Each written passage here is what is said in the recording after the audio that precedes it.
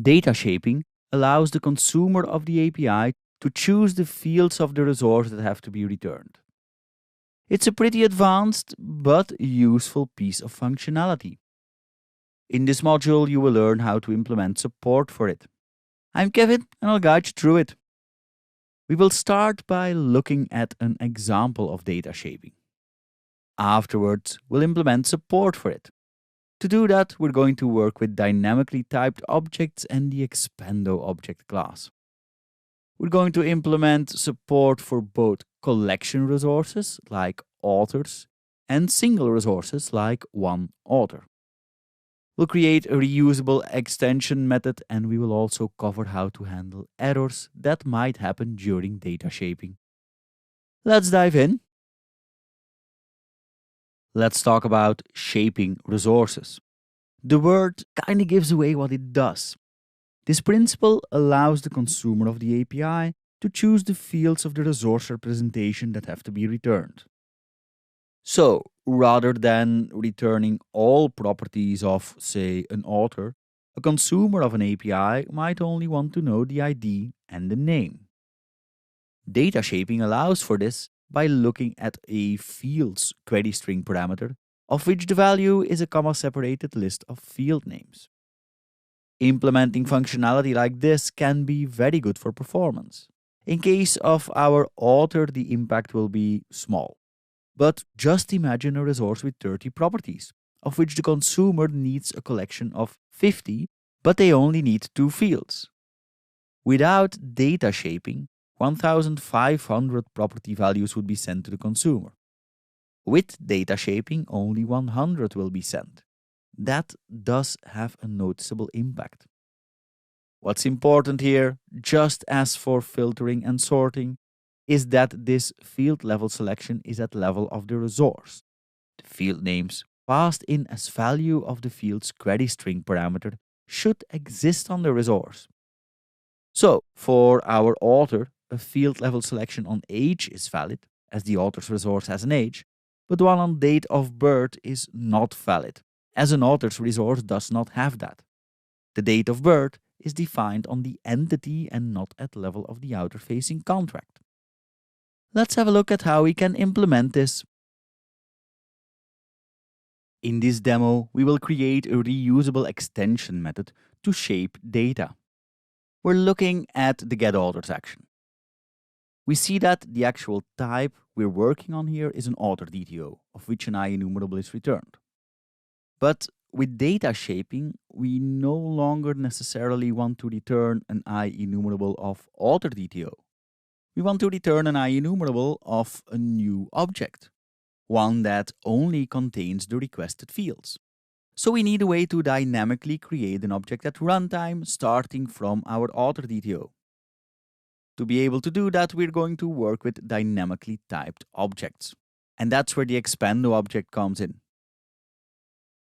It's defined in system.dynamic, and it represents an object whose members can be dynamically added and removed at runtime. So the extension method we want to create is a method that extends IEnumerable of t, accepts our fields, and returns an IEnumerable of dynamically typed objects, Expando objects, that only contain the fields we requested. So, let's create a new class to hold this method. We'll add it to the helpers folder. It's going to be an extension method for an IEnumerable, so we will name the class IEnumerable extensions. Seeing we're writing an extension method, the class should be static. Our method should return an IEnumerable of Expando object, work on an IEnumerable of some type, tSource, and accept the fields that we want to shape, in other words, the fields we want to see returned. Let's implement this. First, we check whether the source isn't null. If it is, we throw an argument null exception. Then we create a list to hold our Expando objects. So we new up a list of Expando object and store it in an Expando object list variable. Then we want to create a list with property info objects on the source. Reflection is an expensive process. So rather than doing it for each object in the list, we do it once and we reuse the results. After all, part of the reflection is on the type of the object, the source, in our example the author DTO, and not on the instance. We get a fields variable as input. Those are the fields that we want to see returned. If no fields have been passed through, that means that no data shaping has been requested, which means that we should return all the properties of the source. So we check for that and then we use a bit of reflection to fetch all properties. We are going to ignore case and we want to fetch the public and instance properties. Private properties should not be returned. We add these property infos to the property info list, so we only have to do this expensive part once. If fields have been inputted, it's a bit more work to get to the correct property info list. The fields are separated by a comma, so we split them on comma. And then we run through them with a for each loop. We trim each field, and once each field has been trimmed, we again use some reflection to get the property infos from the source object. This is much like what we did before, but this time we call into getProperty and pass through the property name, instead of calling into getProperties for a specific type. If no property info can be found, we throw an exception. Otherwise, we add it to the list. And with that, we should end up with a full list of property infos. It's the related properties that we want to see in the eventual data-shaped object. So what's next is running through all the objects in the source list. We use a for each for that. For each of these objects, which in our example are author DTOs, we create a new expando object. That expando object will hold the selected properties and values. Then we need to get the value of each property we have to return for this object. And for that we can run through our list of property infos.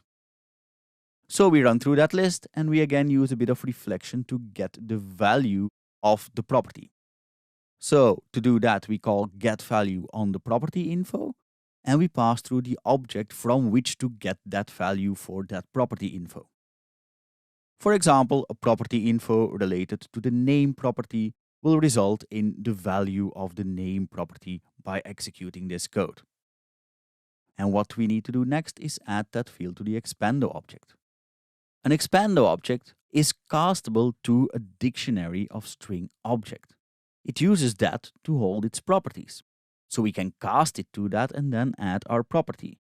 The key of the dictionary holds the property name, while the value of the dictionary holds the property value. And with that we have our data-shaped object. So we add it to the expando object list, and that is the list we eventually return from this method. There we go, that should do it. That's it for our data shaping extension method. In the next demo, we'll use it. In this demo, we're going to add data shaping support to our API. The first thing we need, and this is becoming predictable, is a way to pass the fields we want to return to our API. Let's open the author's resource parameters object again. And let's add a nullable string parameter to it, fields.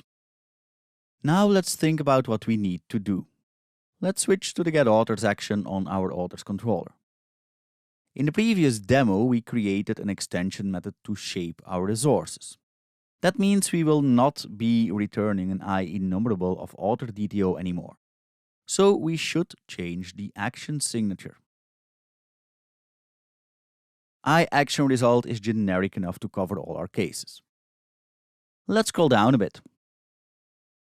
On the collection of author DTOs, which is what we end up with after mapping, we want to call into shape data, passing through the fields we want to see returned. And that's already it for executing data shaping. But just as with sorting in the previous module, we will have to make a small change to the create authors resource URI method. We need to make sure that we pass through the fields parameter when creating our links. So let's do that. That should be it. Let's give this a try. As you are used to by now, I've got a list of requests lined up here on the left with some data shading tests. Let's first send a request to only fetch the ID of each author in the authors list. And there we go. That's exactly what we get back. Now let's add a name. And that works like a charm. Let's add in some pagination. Let's send this request again. And let's have a look at the headers. And we see that our previous page and next page links include the fields parameter. So there we go. We implemented data shaping for a collection resource, a list of authors. But what about shaping a single author? That might look easy. Just reuse the extension method, right? Well, yes and no. Let's have a look at the specifics in the next demo.